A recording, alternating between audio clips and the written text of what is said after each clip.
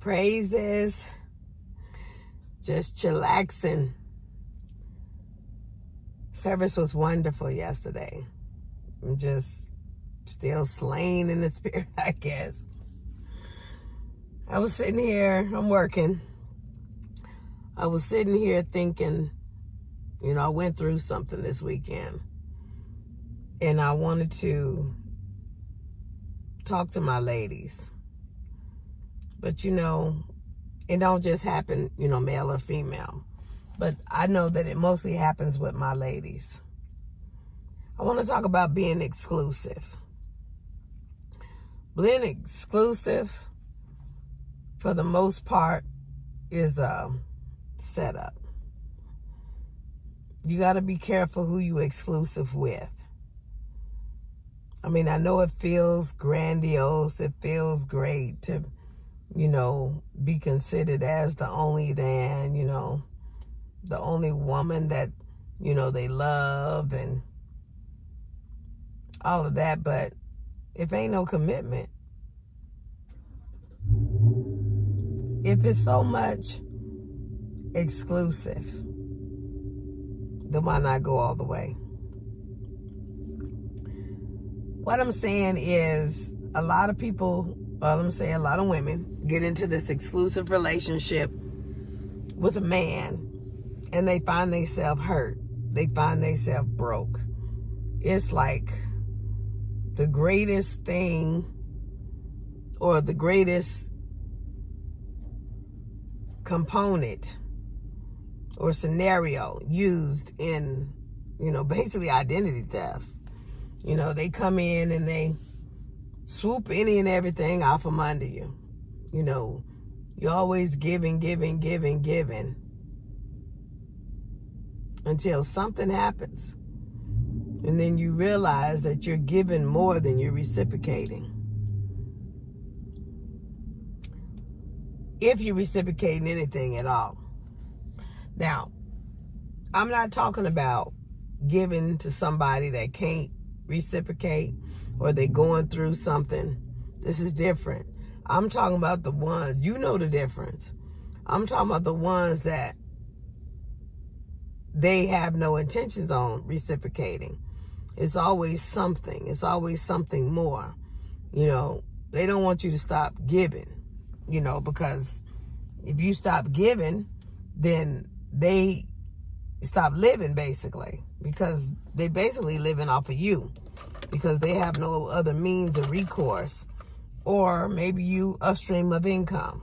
Let's just put it that. These type of men, I want to say these type of people like to keep you isolated. They keep you secluded. They keep you exclusive because they don't want nobody else in your pocket. They don't want nobody else around you to be able to reap the benefits. It's a selfish type of relationship, possessive, I always say my nature is Scorpio, where Scorpios are known to be possessive. Yeah, I don't want nobody else sharing my man, kind of thing. So it's that type of scenario. They always want to keep you giving to them. You can't be with nobody else. You can't hang out. You really can't have no friends. You can't, go out with the girls. You really can't do anything because if you do, that's more money coming out your pocket. That's less you got to give to them. Basically, you're a secret. God forbid they have any family members or anything. Normally when somebody is in love and they want to be exclusive and they want to celebrate you. They want to tell all the world about you. There's no secrets. But when you got somebody that just hiding you or being around you when they can't be around their family, or, they don't want you to know nothing or want nobody to know nothing about you and their relationship with you. You're a secret. And you need to ask yourself why you're a secret. You know, my thing is, if I know I'm interested in somebody, the first person that person gonna meet is my children. Because I need to know how they gonna respond, and I need to know how he gonna act around my children. So, you know, I'm open. After that, he get past my children, then, you know, start introducing them to my family. You know, you want to celebrate people that you're supposed to be in love with. You know, it ain't no big old secret. How you gonna be in love and experience love and life more abundantly if you hiding? Anything done in darkness is gonna come to light. That's evil thinking. That's evil. So the isolation is that they want to keep you by yourself. They, you know, they be made and prophesied taking you into a secluded area. I mean, one time I was prophesied to go to another state where it's cold and snow. Number one, I ain't good with snow. I don't like cold or whatever, but you know, I'm negotiable, you know. But I'm so glad that things came out the way they did, because had I got in that situation, I'd have been away from my family. I'd have been in a secluded area. I'd have been isolated. I'd have been in the cold and the deep, who knows. And this person would have been controlling and manipulating me, trying to dictate to me. I don't do dictation well. Because, see, the same God that put the spirit in them and the words in their mouth has put the same spirit and words in my mouth. And, you know, that's another thing I want to say. They want to shut you up. They don't want you to talk. Because if you talk, God forbid, you might tell something. You might, you know, they might be found out. God forbid if they always got their hand in your pocket and you always giving.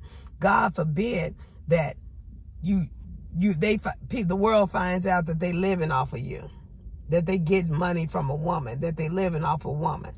That's not manly. That's not masculine. That's pimp style. That's what that is. Pimping ain't easy. That's pimp style. They don't want the world to know that they pimping you. So they don't want you to talk. They don't want you to say nothing. Now they support you, you know, like I have one to support my YouTube channel and, you know, help with that and all that. But I ain't supposed to have no YouTube channel, because that platform could potentially, if I was to go out and say it and everything, that platform could potentially destroy any individual that I know anything about.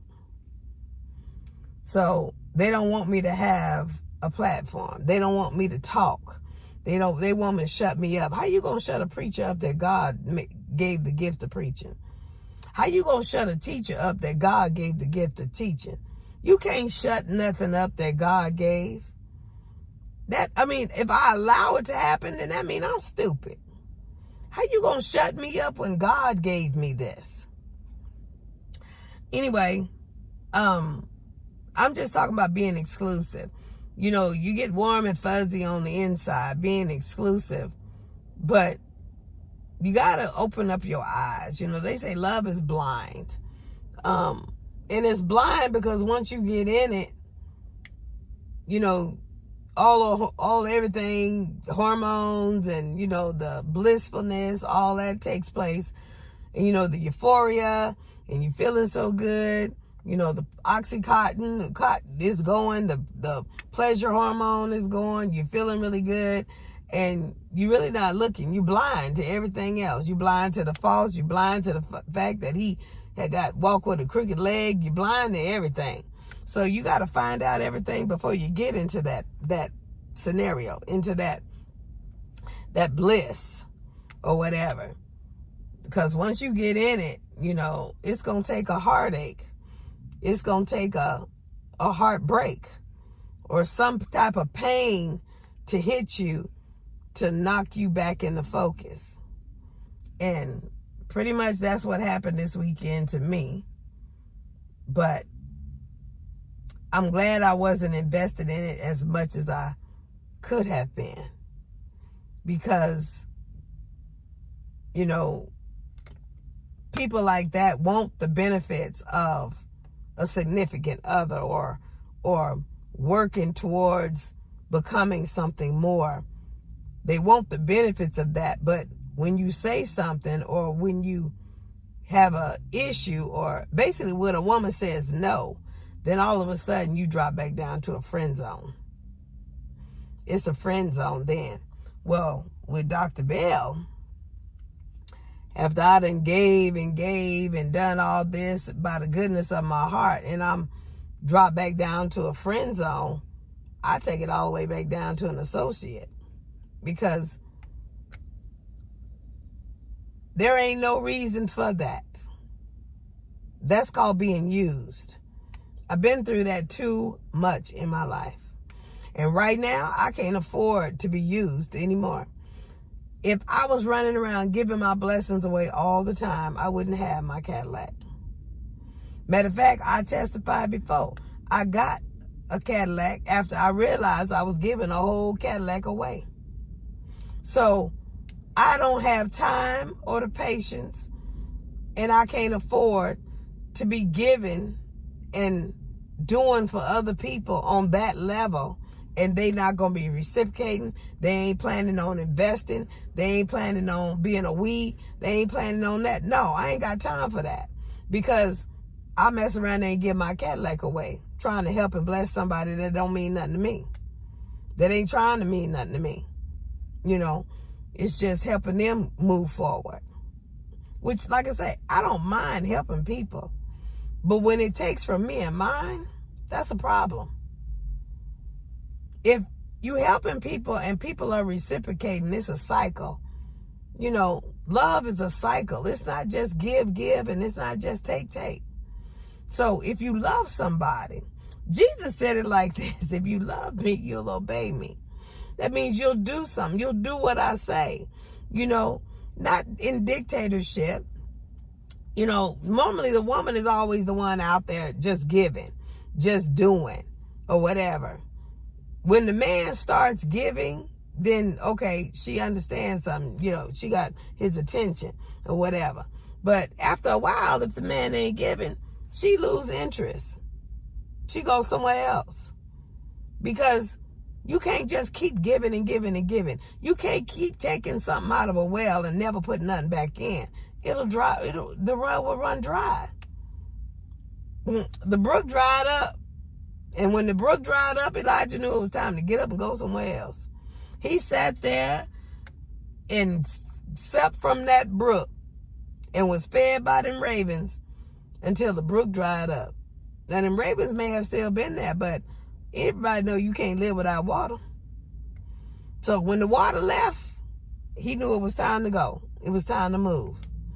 So when your finances are being hit and stuff start drying up on you, you start realizing that your giving is suicidal now, more than sacrificial. There's a difference in sacrificial giving and suicidal giving. Sacrificial giving means you making a sacrifice. Maybe there's some times you're not going to eat. Maybe there's some things that you're not going to want, that you're not going to be able to get that you want. Like when I was walking with a person, there was some double doubles I wasn't able to get. I didn't need anyway, but there was some things I couldn't afford because I had to set off aside X, Y, and Z in order to be able to help bless somebody else. You know, even in your tithing or whatever, you set off whatever God put on your heart to set off aside, so that's your sacrificial living. That's your sacrifice, you know, appreciative of him and what he's doing. And, you know, he blesses you. He reciprocates. So you ain't got to worry about sacrificing with God. But when you sacrifice with another individual, and there's some things you can't have. When you got to split your gas bill with another individual to make sure they got gas. When you go through all that sacrifice to come to find out that they not reciprocating, to come to find out that you ain't nothing more than a friend zone, It's eye-opening.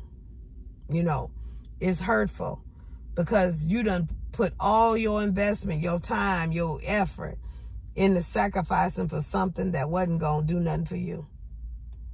You can't reap a harvest. If I'm planting in your land, say I'm planting in your yard, building your garden, raising your flowers, cultivating your flowers, it's just going to look good around your house. It ain't doing nothing for me in my house. So we got to be careful, you know, even in our sacrifice. Not saying that we do stuff to get something back, but when you do something and your house start falling, maybe you're doing a little bit too much. Or maybe you can't get what you need because you sitting there sacrificing for somebody else. And they appreciative, that thank you, yeah, that's good, but that's a friend zone. Don't come at me for zeros behind zeros. That's more than a friend zone. Because see, now you're taking away my investments. I could have took that money, invested in my stocks. I could have took that money, invested in a house. I could take that money, invested in my bus I'm trying to get. I could have took that money and did something for me. Not just throw it away to somebody that, you know, invested in them and, you know, they just here. You know, being exclusive does not mean that you're supposed to sit there and be a resource. That's what I'm saying. This scenario of being exclusive, they have no intentions on going any further with you. They have no intentions on, you know, making any plans in the future with you. So therefore, all you're doing is being a resource to them. This is how a lot of men get all they can get. They pimp you, and then they go off and marry somebody else in your face. Because you sitting there giving, but yet and still their mind is somewhere and their heart is somewhere else. And they pickle too. That's how it happens. Because you in that blissful, that euphoric moment where you just sitting there giving and, oh, he loves me or whatever. Maybe he gave you a stick of gum, or maybe he gave you a soda pop, or, you know, maybe he did something minor for you and you just go on and keep it going. But he ain't doing nothing major for you. But he won't major from you. And he don't want you to say nothing. He wants you to be quiet. You know, some of them don't want you to be quiet. Some of them just want you to be quiet to society. Some of them just want you to, you know, pray. Talk to God about it. Well, that's the wrong thing to do here. Because I have a relationship with God. And when I talk to God about it, God wakes me up. God opens my eyes. He's like, I ain't never told you to give that much. I wasn't in that. That was you. And then that's when I start reeling it back in. You know, I don't give anything that's going to take me all the way down. You know, I'm not going to give out of my kids' mouth. Let's just say that. I'm going to give. But, you know, my excess, I give out of my overflow. Let's put it like that. I always talk about the cup. You know, what he put in the cup is for you. The overflow is for everybody else. But when my overflow started drying up and they start asking me for stuff and I don't have it in the overflow, that's when I start saying no. And that's the worst thing you can do. Because, see, that's when the eyes going to be open. Because people don't like to hear no. You know, God is yes and amen, or he take you through something. But I ain't God. I'll tell you no in a minute. If it's going to hinder the plan and the purpose that God has for my life, or that I know the track that I'm on, I will tell you no. Now, if it flows along with, you know, we ain't got no problem. But see, you got to be flowing along too. You got to be doing.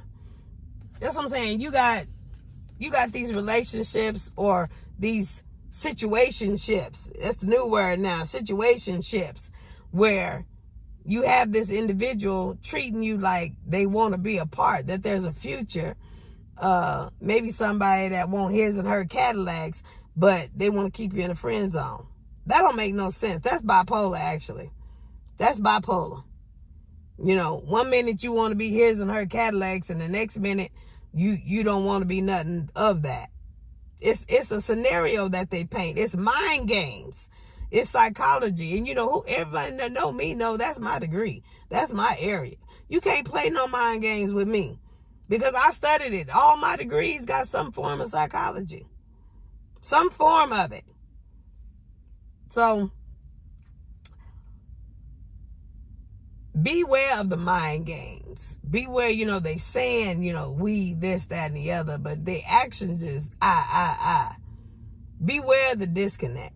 They live a schizophrenic lifestyle.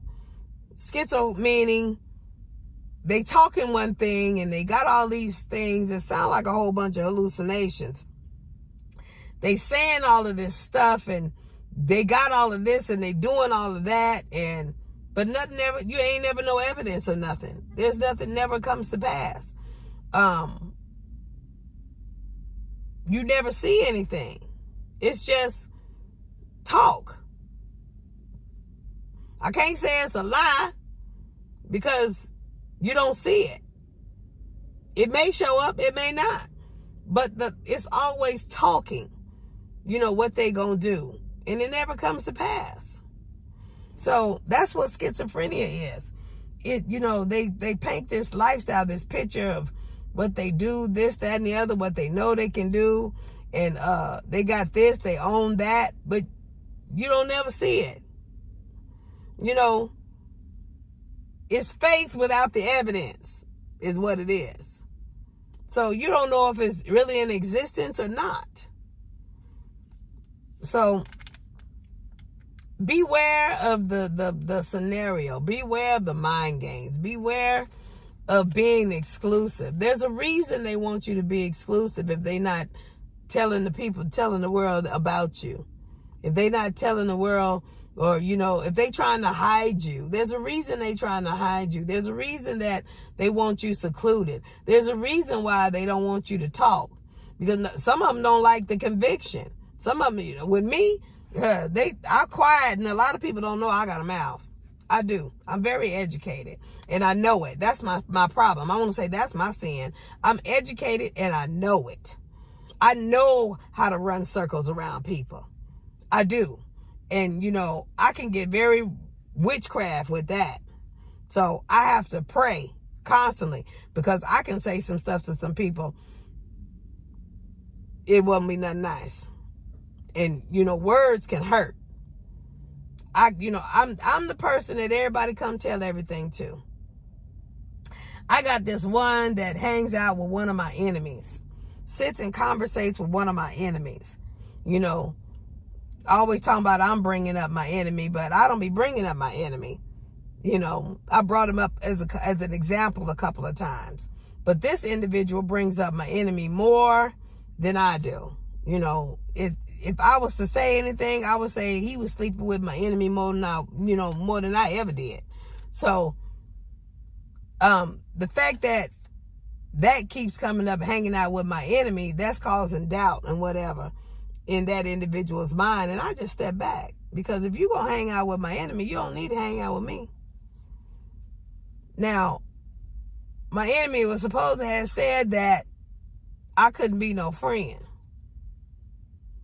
But I was a friend, all them zeros. I was a friend when they was basically getting ready not to have a roof over their head, and Dr. Bell had to come in and save the day. I was a friend when I came out of my comfort zone to go to a place and do what I needed to do to help that individual. No benefit to me whatsoever. Never got no benefit out of it, really. So, but I wasn't no friend. It's so quick how quickly they forget. When they come up and, the money start flowing and everything again, they start to be able to do for themselves, they so quickly to forget. But the moment that they need again, they remember. I don't need nobody to remember me on the backdrop. I don't. After you get up good and going, keep going. Keep going. Don't come back. Don't come back looking for my hand, because my hand ain't going to be there. Don't come back. Just keep pushing. By the end, I've been to help somebody else or whatever. But when you come at me with all of this pet names, or when you come at me with all of this, we gonna do this and we gonna do that, and Meanwhile, you asking me for stuff. And the moment I tell you no, you got a problem with me, don't come back. Don't come back. If you come back, you better come back correct. Let's just say that. You better come back correct. Because I'm not going to be just giving any and all I got. I got plans. I got goals. I'm not no woman sitting around the house being butt naked and pregnant. I'm not one of them type of women that's going to sit around and be dictated by no man. I'm not going to be controlled by no man. Yes, I can submit. I'm going to submit, to the one that God has for me. But, submitting don't mean sitting around being controlled. It don't mean sitting around being dictated to. The one I'm going to submit I'm going to submit to a man I can look up to. If you ain't a man that I can look up to, you ain't even in the running. You ain't in the running. You're not going to control me and dictate to me. I'm not no woman that's sitting around wanting a man, wishing I had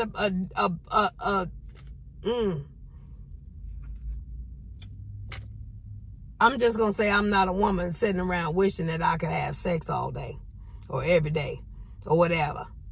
I got a Cadillac that I got to keep up. I got to push. I got to hustle. I got to work. I got to do whatever. That's equivalent to my man or whatever. But I'm not one of those desperate women sitting around waiting on no man. I don't know why people get that or try to put that on me. Or that she gonna take your man. No, I don't want your man. Trust me, and I don't think your man want me because I come with standards. You ain't gonna get in here and floss in my Cadillac and not put no gas in it. No, I'm not that type of female. I'm doing better by myself. I don't need no man. I don't have to be, I'm not so devastated that I don't have no man or whatever. So in order for me to submit to a man, he got to be a man of stature. He got to be a man I can look up to. He's number one, definitely not going to be able to be no man that I'm feeding or that I'm taking care of. He ain't even in the running. As long as I'm taking care of or feeding a man or helping a man, he can't be my provider. Hell, that'll make me feel like a pedophile. You can't be that type of, you can't be over me if I'm feeding you. That's Adam and Eve. That's what happened to Adam and Eve. Everybody talk about, Eve did this and Eve did that. But the truth of the matter is the Bible say Adam fell. It didn't say Eve fell. It said Adam fell. Eve did what she was supposed to do. She went to her husband. That's where you get the twining of the drink, the wine, the wedding thing where they drink together. Shakespeare, Romeo and Juliet. Kind of thing. They did it together. Had Eve took of that fruit before Adam, she'd have never gave it to him. She'd have controlled him. Had Adam took it before Eve, he'd have never gave it to her. That's just how the flesh is. So they took it together. She did what she was supposed to do. She went to her man. She went and talked about it. And they made a decision to disobey God at the same time. And Adam fell because he was the dominion. He was the ruler. God set him as the head. And instead of listening to God, he listened to woman. That's why he fell. Because he listened to woman. So I'm not going to sit there and marry a fallen man. He got to have a relationship with God. He got to be listening to God. And if he listening to God, God is taking care of him. He has a prayer life with God. God is giving him everything that he needs. Like I got one that's talking about you need to pray or whatever. Technically, he need to pray. Because instead of coming to me, he need to go to God. So I get upset of, the status quo, how everything is on a woman. But it was Adam that fell. If Adam hadn't failed, he could have made another rib. He could have got rid of Eve. But no, Adam started listening to that woman. He succumbed to the flesh, what he could see and what felt good. She did what she was supposed to do. Had she been around the corner as the serpent gave that to her, and ate, she'd have never, look at Jezebel. She'd have never went and gave that to that man. She'd have controlled that man. She would have had her way with that man. Because she'd have known something more than he knows. She'd have been above him in her mind. She'd have kept that a secret. Trust me. Look at the nature of a woman. Look at the flesh. So they did it together. They made the decision together to disobey God. So Adam fell. When the thing that he was supposed to be feeding started feeding him, he fell. He wasn't supposed to depend on woman. He was supposed to depend on God. So I'm not going to marry nobody or be in a relationship with nobody that is depending on me. That's too much. I'm not God. I'm just not going to do it. I don't mind helping. Give here and there, bless, make a heart smile. I don't mind that. But when you start draining the hell out of me, that's a problem. And when, normally when you drain the hell out of somebody, all of a sudden, they ain't no friend. When you say no, they ain't a friend. What about them times when I did help you? The times when you needed gas money or you needed something to eat or whatever. What about them times? I wasn't a friend then. No, I'm just a friend when I'm saying yes. Well, now the brook is drying up. I got to start saying no to get it filled back up. Or else my behind going to be here with a Cadillac and no gas money. Or no Cadillac at all. And this is my way of getting to work. It ain't like I got 2 and 3 cars sitting somewhere. So, I'm talking about being exclusive. People want you to be exclusive for more reasons than what is, you think it would to be. They paint this scenario like you the only one. That's because they want you to be the only one to them. And you don't be giving your stuff away to nobody else. You only give it to them. You make them exclusive. I got plans. I'm going to buy this bus, this motor coach. And wherever I park my tires is going to be my address. I got to start investing. I got to start doing stuff for me. And if that person ain't going to be with me and roll with me in that manner, then I got to cut some of my giving down. Help is different. The Good Samaritan. The Good Samaritan, even though that was the enemy, the foe, or whatever, the Good Samaritan, the requirement of that was he not only made sure that his enemy had food, but he put a roof over his head. He made sure he had shelter. And that was the requirement of that. He was cared for. He didn't have to go sleep with him. He didn't have to go, give him, just stay there and keep giving and giving and giving. He didn't have to do all that. That's a friend. A friend. Put you back in a place where you can be good, where you can heal. And he paid so that, he could stay there until he got healed. It wasn't just no one night thing. Paid until, and he kept the bill until he got healed. And, going by, it wasn't no sitting there mooching off of him. That's a friend. See, people got it twisted. Friendship is not constantly giving. It's not. It's not constantly sitting there supporting somebody who need to be going to God to be supported by God. They need their own prayer life. They need to, go to have a relationship with God themselves. But no, they see these ones that's got a relationship with God and they want to mooch the hell out of them. No. Friendship is exactly what it is. Friend. You help them keep their food and shelter. You help them to the best of your ability and you move on.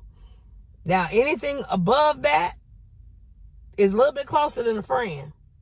That means you planning to be significant with that individual. You planning to a future with that individual. You planning to do more with that individual. Stop being exclusive and giving all your stuff away to these individuals that just want you exclusive. Being secretive. Or whatever. You ain't required, you ain't obligated to do that. You just not. Don't make nobody sit there and try to guilt trip you into that you're not doing enough simply because they don't have a prayer life. My thing is a lot of people got God in their mouth, but that same God in their mouth is not helping their life. They going through a whole bunch of stuff. because they not practicing what they preach. They not listening to what God is saying. They got ears, but they don't hear. They got eyes, but they don't see. They can tell you about it, but they can't do it. They don't have a prayer life in their life. They don't have a relationship with God in their life. No, they see you as got what they need, and they want to get it from you. They ain't looking to God. They telling you to pray, but they ain't praying. Not to the point where they're, getting, something from God. That's a cursed lifestyle. If you can sit there and tell somebody else to do what you ain't gonna do. And then there's the ones that create this scenario. This, scripture says a man who finds a wife finds a good thing. He obtains favor from the Lord. There you got the ones that make you exclusive. They find a wife, found the one, that a wife is a woman who has a relationship with God. God done trained her up, raised her up, mature. She's a virtuous woman. So he done found that, and he ain't trying to make, or invest in that. He just want to use that. Therefore, he always coming to her, pulling on her. And then when she say no, he got a problem. But he ain't trying to make he ain't trying to make no commitment. Let's just say that. Men are commitment phobic. There's some women that's commitment phobic too. I'm one of them. I'm very commitment phobic. I can't commit to somebody that, if I find out that my prayers are going to be hindered, or my walk or my lifestyle going to be hindered simply because I done brought this spirit in my house, in my life, I ain't committing. It catches my attention. That's a check in my spirit. So he obtains favor from the Lord, which means every time, I give, that's favor. But the moment I say no, that favor done cut off. So, and they always talk about pray. Don't you know God told me to cut it off? That you depending on me too much. God is a jealous God. You can't depend on me more than you depend on God. So, like I say, don't be exclusive to nobody that's not being exclusive to you or not committed to you. Don't be exclusive. That will hurt you. That will kill you. That's just built to drain you dry. I'm trying to think. I think that's basically all. It just amazes me how people think that I can keep my Cadillac going and everything I need in my life and be able to keep their life going too. I don't understand that. And God forbid I say anything, they won't shut me up. They scared I'm going to tell their business. They scared I'm going to tell all that. The individual, my enemy, I don't even know if it's my enemy anymore, really, but my enemy supposed to have said I'm not a friend, I can't be a friend. But there's so much stuff that I know that I could have put out there if I wasn't no friend. If I wasn't no friend, that person wouldn't have been that close. Or I got some stuff that I got to keep in confidence until the day I go to my grave, because I'm a friend. Just because you do me wrong don't mean I'm going to do something to you. I got another friend that I know so much about that I'm one of the ones that's scared that I'm going to say something. But I believe, I got so much, there's some stuff I got to carry to my grave too with that one. Because they're afraid that I'm going to say something. I'm not that type of person. But I will walk away. And you will regret. You'll feel sorrow. Because I ain't done nothing wrong to you. I ain't done nothing wrong to you. I'm not the person where you can come at me and say, well, she did me wrong and she did this and she did all that. No, I'm not that type of person. When I walk away, you're going to know you had a friend. I'm just that type of person. I do right by people. Even if they don't do right by me. Because see, I know I got a God that looking at me. He ain't just looking at my enemies or other people. He looking at me too. I got to represent. I don't know. There's just some people that they want to make you exclusive so they can control you. That's witchcraft. They want to control the hand of you. They want to control your mouth. They want to control, and I'm not going to be controlled. I'm not going to submit to something that's trying to control me, that's trying to dictate to me. I'm going to submit to the one that's trying to share a life with me. We share a life. We share the same God. You know, I'm going to submit to that one. I'm not going to submit to somebody that's going to hinder my prayers with God. I'm not going to submit to somebody that I'm taking care of. You know, if you acting like a child, you ain't ready for marriage. If you acting immature, you ain't ready for marriage. You ain't ready to be with me. So don't treat me exclusive. It ain't going nowhere.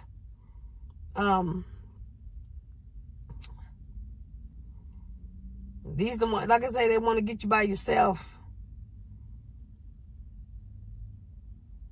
Anyway, I gotta go to this appointment, but I just wanted to get on here and hopefully help some people, because you know, I know a lot of ladies that, you know, they talking about he don't do this and he don't do that, but you know, they talking about how exclusive they are, but there's no commitment. He pimping you, really. That's what he doing. See, there's a difference. I know when I'm being pimped, and I go as long as I want to go. I allow as much as I want to allow. And then when I get tired, because it hit different when you got a real woman. I let it go for a minute. And then when they realize that they did a real woman wrong, it hit different. They be careful to do that. It hurt. It really hurt. So, and by the grace of God, they'll be able to get back in with me. But only by God. Because if it's up to me, I forgive and keep moving. Shake the dust. That's me. But anyway, I love y'all to life. I thank you for supporting my channel, which I'm going to keep my channel. I'm going to do what I need to do. Ain't nobody going to shut me down on this channel. Talking about I can't be on my channel. I'm supposed to shut up and pray. But I'm going to do what I need to do. But anyway, y'all stay blessed.